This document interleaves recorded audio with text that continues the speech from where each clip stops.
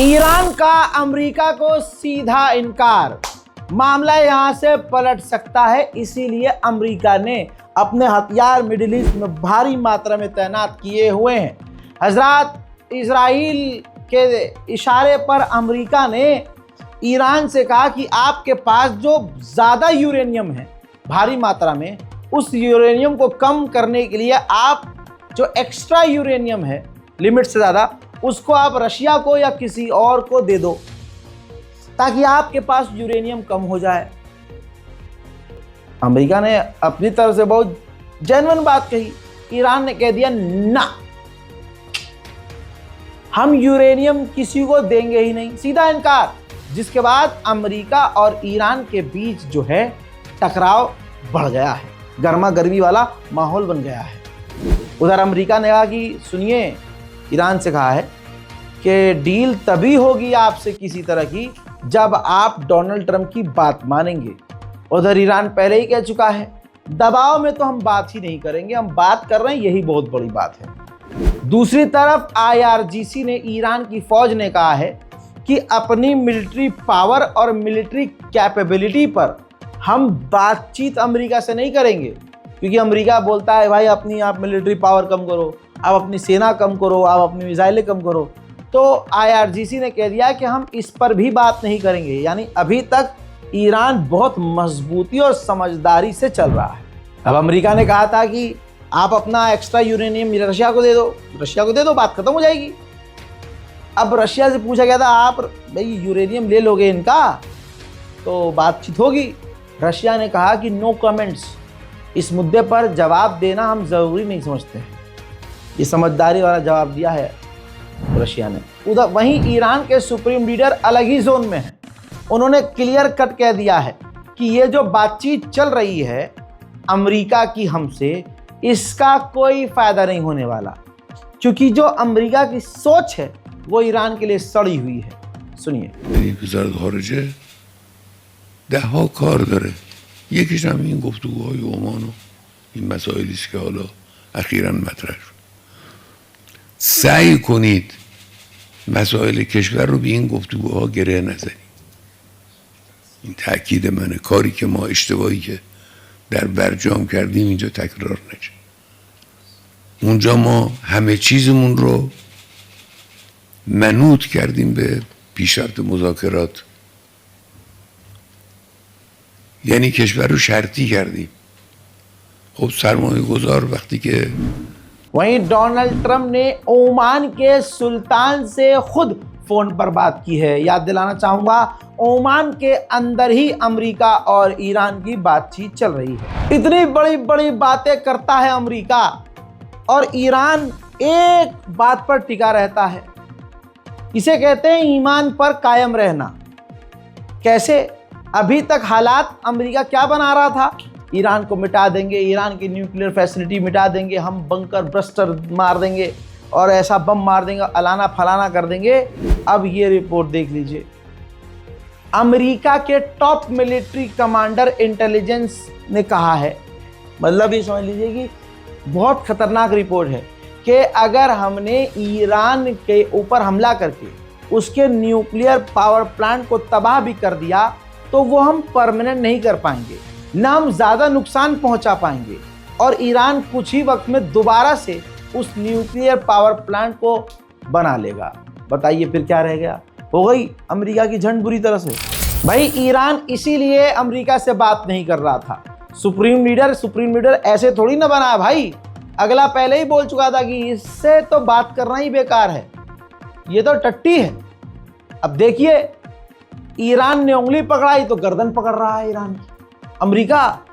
America ने कहा कि यूरेनियम तो ख़त्म करना होगा, न्यूक्लियर पावर प्लांट जो बनाकर चला रहा है ईरान, उसको पूरी तरह से बंद करना होगा और अपनी फौज भी कम करनी होगी, मिलिट्री पावर भी। सुअर, तुम अपनी मिलिट्री पावर बढ़ाओ और दूसरों को बोलो कि हाँ तू कम कर ले, ऐसा कैसे हो सकता है? वहीं अमेरिका और तुर्की भी अब ईरान को लेकर फ़ोन पर बात कर रहे हैं। यकीन से कह रहा हूं कि तुर्की ईरान का साथ नहीं देगा तो दुनिया का कोई मुसलमान ये ना सोचे कि तुर्की ईरान का साथ देगा या हमारे भले की बात करेगा। जो सिर्फ भरमबाजी करता रहा, एक ड्रोन उसने फिलिस्तीन के समर्थन में फिलिस्तीन न भेजा, उल्टा सीरिया की ज़मीन हड़पने के लिए इजराइल और अमेरिका के साथ हो गया, उससे हम वफा की उम्मीद करें? ये तो वही वाली बात हो गई, हम आसमान की तरफ थूक रहे हैं और थूक हम पर ही आ रहा है। इतना भरोसा नहीं करना चाहिए भाई किसी पे। वहीं अमेरिका सिंगापुर के बैंकों से कह रहा है कि ईरान के जो टैंकर हैं उनको सीज करो, उनको पैसा देना बंद करो, उनके ट्रांजैक्शंस हैं, जो पैसे का लेन देन है उसको बंद कर दो। वहीं ईरान के सबसे करीब अमेरिका का एक एयरक्राफ्ट कैरियर ट्रूमैन, जी हाँ, आ चुका है। वैसे तो बहुत सारे एयरक्राफ्ट कैरियर ईरान के करीब हैं, लेकिन ये ट्रूमैन जो अमेरिका का एयरक्राफ्ट कैरियर है, ये सबसे करीब ईरान के आ गया। ईरान के अंदर ईरान ने ऐसी जगह पर न्यूक्लियर स्ट्रक्चर्स बनाए हैं जो कि सिविलियंस के बीच में हैं। अगर अल्लाह ना करे अमेरिका हमला करेगा तो सिविलियंस को भी तगड़ा नुकसान होगा। मैप में आप देखिए, ये वो जगह है जहां पर ईरान ने अपने न्यूक्लियर रिसर्च सेंटर बनाए हुए हैं, न्यूक्लियर पावर प्लांट बनाए हुए हैं, यूरेनियम फैसिलिटी और यूरेनियम माइन बनाई हुई है, जैसे Tehran, Karaj, Fordow, Arak, Natanz, Anarak, Saghand, Ardakan, Isfahan, Darkhovin, Bushehr, Sirik, इन तमाम जगह पर न्यूक्लियर फैसिलिटी है ईरान की। अब 3 हफ्तों के अंदर 300 से ज़्यादा मिलिट्री हार्डवेयर और तगड़े हथियार ईरान के खिलाफ मिडिल ईस्ट में भेज चुका है अमेरिका। वहीं नेतन्याहू की बौखलाहट साफ नजर आ रही है। नेतन्याहू ने कहा कि आज ईरान का डिक्टेटर इजराइल को मिटाने को कह रहा है, लेकिन हम ईरान को और ईरान के डिक्टेटर्स और उनके लड़ाकों को मिटा देंगे। Today, the dictator of Iran, the Ayatollah Khamenei, posted this. The title is, "Why must the Zionist regime, that's Israel, be eliminated from the region?" So here you have the ruler of Iran openly declaring again that his goal is to destroy the state of Israel. And the most brazen thing about this is that he issues this while he's supposedly negotiating peace with the United States. Well, Israel will not be eliminated. What must be eliminated is Iran's axis of terror. 72% अमरीकियों का मानना यह है कि Iran के nuclear facility तबाह होनी चाहिए, और उन 72% में से लगभग 60% लोगों का, अमरीकियों का कहना यह है कि अमरीका ना ख़त्म करे इसको, इजराइल हमला करके ईरान के न्यूक्लियर प्लान्स को बर्बाद कर दे और उनके फैसिलिटीज़ को उड़ा दे। क्योंकि तमाचे पे तमाचा ईरान जड़ रहा है ट्रंप पर। ट्रंप की बात सुन ही नहीं रहा है ईरान। तो बंद कमरे में सेनापति और टॉप कमांडर, जनरल और सीनियर अधिकारियों से बंद कमरे में डोनाल्ड ट्रंप ने कई घंटे मुलाकात की है, मीटिंग की। पूर्व CIA के एक ऑफिसर ने कहा है कि ईरान चतुराई से इस बातचीत को ज़बरदस्ती घसीट रहा है ताकि जो उसका मकसद है परमाणु का वो पूरा हो जाए। हज़रत मोहतरम, मिडिल ईस्ट में अमेरिका ने अपनी हवाई पूरी ताकत झोंक दी है। इस मैप के जरिए समझिए। देखिए, जो ऊपर वाला आप देख रहे हैं हिस्सा, अलग अलग ये बॉक्स के अंदर अलग अलग इलाकों में तैनात ये मिडिल ईस्ट में अमेरिका की हवाई फौज है। जैसे कतर के अंदर जो बेस है उसमें लगभग 64 C-17 है, 11 C-5 गैलेक्सी है, लगभग 7 KC-135 हैं और KC-46-10 हैं। इसी तरह से सऊदी अरब में C-17 31 हैं, C-5 गैलेक्सी 2 हैं, KC-135 3 हैं और C-130 हरकुलस 10 हैं। इसी तरह से आप देखिए, कुवैत में भी है, जिबूती में भी है, तुर्की के अंदर भी है अमेरिका की हवाई ताकत, बहरीन में भी है, जॉर्डन में भी है, इजराइल में भी तैनात है, UAE में भी तैनात है।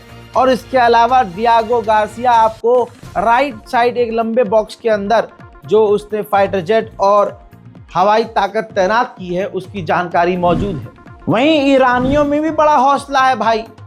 ऐसे खतरनाक माहौल में सड़कों पर उतरकर फिलिस्तीन के लिए प्रदर्शन करते हुए ईरानी नजर आ रहे हैं। ये नबर्दी पर इल्तिमास ख्वाहिश آماده نبردی پر التماس و خواهش حضرت فرمود این گریه ها این نامه های این جوان ها برای رسیدن به جبهه مقدم خط مقدم اینها از معجزه های انقلاب اسلامیه. کسی نمیتوند اینو از انقلاب اسلامی جدا کنه. آماده نبردی پر التماس و خواهش. उधर ताजिकिस्तान के डिफेंस मिनिस्टर ईरान पहुंचे, जहां पर ईरान ने उनका रेड कारपेट पर स्वागत किया और कहा जा रहा है कि ताजिकिस्तान और ईरान के बीच कई अहम डील्स हो चुकी हैं, जिसमें ईरान और ताजिकिस्तान को बड़े फायदे होने वाले हैं। पूर्व ब्रिटिश डिप्लोमेट ने कहा है, कहाँ के, बरतानिया के, कहते हैं कि हमने यानी ब्रिटेन ने जो भी मदद सीरिया के राष्ट्रपति जोलानी को दी है, इसके बदले जोलानी ने हमसे वादा किया है कि सन 2026 के आखिर तक सीरिया यानी जोलानी यानी हम सीरिया जो है इजराइल के साथ नॉर्मलाइजेशन कर लेगा। अब अपने ईमान की कसम खाओ, सीने पर हाथ रखो और बताओ, रोज़े अव्वल से लगातार ये बात मैं बोल रहा हूँ कि नहीं कि जोलानी सही नहीं है, लेकिन क्योंकि आप लोगों को एक समुदाय से बड़ी नफरत है, यहाँ सिखाई गई है नफरत, तो शिया सुन्नी भरा हुआ है आपके अंदर। तो बस यही शिया सुन्नी वाला चश्मा जो पहन के आप देख रहे हैं, इससे आज क्या हुआ, आपने जोलानी को सपोर्ट किया और आज जोलानी का पूरा पजामा खुल चुका है और ये इसकी औकात है। इजराइल से नॉर्मलाइजेशन करेगा अगले साल तक यही सीरिया। अमेरिका इजराइल की बात मान रहा है जोलानी, तभी तो उसको दुनिया में इतनी इज्जत मिल रही है। ये देखिए, कतर के अमीर से भी जोलानी ने मुलाकात की है। कल तक जो जोलानी को आतंकवादी अलकायदा का सरगना मानते थे, आज दुनिया की तमाम खासकर अरब कंट्रियां और यूरोप सीधा उससे मिल रहे हैं, मदद दे रहे हैं, पैसा दे रहे हैं, खाना दे रहे हैं। क्यों? क्योंकि इन सबके बाप अमेरिका का हाथ इस जोलानी के सर पर है। रशिया भी भारी मात्रा में सीरिया में मौजूद है, तो सीरिया में रहने की कीमत तो चुकानी पड़ेगी रशिया को भी। तो ये तस्वीर देखिए, टैंकर भर भर कर रशिया की तरफ से सीरिया गैस और तेल लाया जा रहा है। हज़रात मोहतरम, अमेरिका ने इजराइल को इन्फॉर्म किया है कि हम 2 महीने के अंदर सीरिया से निकलना शुरू हो जाएंगे, लेकिन इससे सहम गया है इजराइल। इजराइल नहीं चाहता कि उसका बाप वहाँ से निकले। उसका मानना ये है कि अगर अमेरिका की फ़ौज सीरिया से निकली, तुर्की वहाँ अपने आप बलवान हो जाएगा और सीरिया में इजराइल कमज़ोर पड़ेगा। गल्फ की एक गैस पाइपलाइन तुर्की और दूसरे यूरोप के देशों में बिछाने की तैयारी थी इजराइल के रास्ते से, लेकिन अब जब जोलानी आ गया है सीरिया में, तो इजराइल के रास्ते का इस्तेमाल ना करके अरब देश सोच रहे हैं कि सीधा सीरिया की ज़मीन पर ही अपनी गैस पाइपलाइन बिछाकर अपनी गैस को तुर्की और दूसरे देशों तक पहुंचाएं। उधर लगातार 24/7 कंटिन्यू हमले अमेरिका पूरी ताकत से यमन पर कर रहा है। देखिए, खतरनाक आधुनिक फाइटर जेट से किस तरह से निहत्थे यमन के लोगों पर हमलावर है अमेरिका।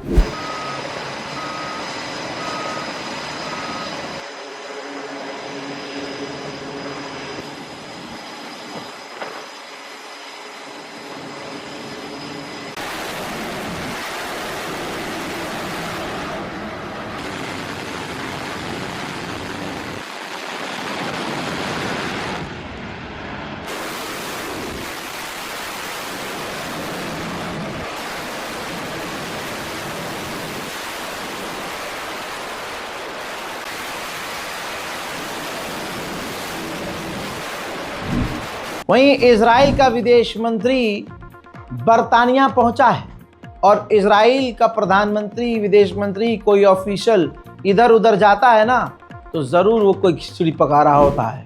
मुसलमानों की औकात देखो भाई, अरब देशों की औकात देखो। जॉर्डन ने 16 से 17 लोगों को गिरफ्तार किया है जो कि हमास के सपोर्टर थे और जॉर्डन की सरजमीन से या कहीं और प्लानिंग करके इजराइल पर हमला करने की तैयारी कर रहे थे। गिरफ्तार कर लिया है जॉर्डन ने उन्हें। पूरी दुनिया में इजरायली बदनाम हो गए हैं। तो इजराइलियों को रोबोट के जरिए, टेक के जरिए, एआई के जरिए ट्रेन किया जा रहा है कि आप थाईलैंड में या दूसरे कंट्रीज में जाते हैं तो किस तरह से आपको बिहेव करना है, किस तरह से आपको वहां रहना है। हजरात, इजराइल की लंका लगी हुई है। अब कोई भी इजराइल को पसंद नहीं करता। जिस तरह से बांग्लादेश में इजराइल के खिलाफ विरोध प्रदर्शन हुआ, दुनिया में कहीं नहीं हुआ। ज़रा तस्वीर देखिए, ये आपको कौन नज़र आ रहा है इजराइल के झंडे की साड़ी में चूड़ी पहना हुआ? ये है मोहम्मद बिन सलमान सलूली। जी हाँ, मोहम्मद बिन सलमान सलूनी। अब सलूनी ना कहूँ तो इसे क्या कहूँ दोस्तों, यही वो मोहम्मद बिन सलमान है जो अपने आप को हीरो समझता है, लेकिन आज गज़ा और फ़िलिस्तीन पर चुप रहकर बांग्लादेश क्या पूरी दुनिया के मुसलमानों की नज़र में शैतान की हैसियत रखता है। वहीं मेरे दोस्तों, मोइज़ू गवर्नमेंट ने सबसे ख़तरनाक कदम उठाया है। उन्होंने इजराइल पर पाबंदी लगा दी है। अब इजराइल के जो लोग हैं वो इजरायली पासपोर्ट लेकर मालदीव में कभी एंटर नहीं हो सकते। हजरात, इटली के डिफेंस मिनिस्टर ने इजराइल की धोती खोली है और हिम्मत दिखाया है इजराइल की आंखों में आंखें डालकर बोलने पर। दोस्तों, इटली के डिफेंस मिनिस्टर ने कहा है, गाज़ा के बच्चे वैसे ही हैं हमारे लिए जैसे इटली के बच्चे हैं। गाज़ा के बच्चे वैसे ही हैं जैसे दुनिया के तमाम बच्चे हैं। लिहाजा इजराइल को मानना होगा कि उसने जुल्म किया है, उसने गलत किया है, उसने गुनाह किया है, ह्यूमन राइट का उल्लंघन किया है। उधर मेरे दोस्तों, मरने वाला फिलिस्तीन के लिए मारा गया, लेकिन आज उसके साथ हो ये रहा है कि उसके झंडे हटाए जा रहे हैं। तस्वीर आपके सामने, लेबनान की सरजमीन से बैरूत, जिस बैरूत में हिजबुल्लाह को कत्ल किया गया, उस बैरूत से भी, पूरे लेबनान से भी, लेबनान की अब ये नई गवर्नमेंट हिजबुल्लाह के झंडे उतार कर फेंक रही है। मिडिल ईस्ट की सबसे डिटेल रिपोर्ट में फिलहाल के लिए इतना ही।